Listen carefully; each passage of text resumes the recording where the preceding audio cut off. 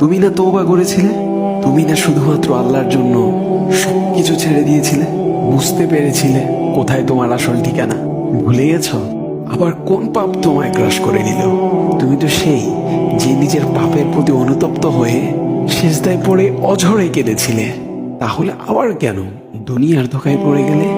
কেন ভুলে গেলে কোথায় তোমার আসল গন্তব্য? তুমি কি হার মেনে নিয়েছো নফসের কাছে? তুমি এত দুর্বল? ভুলে গেছো তুমি কার বান্দা? কে তোমার রব? তোমার রব তো সর্বশক্তিমান।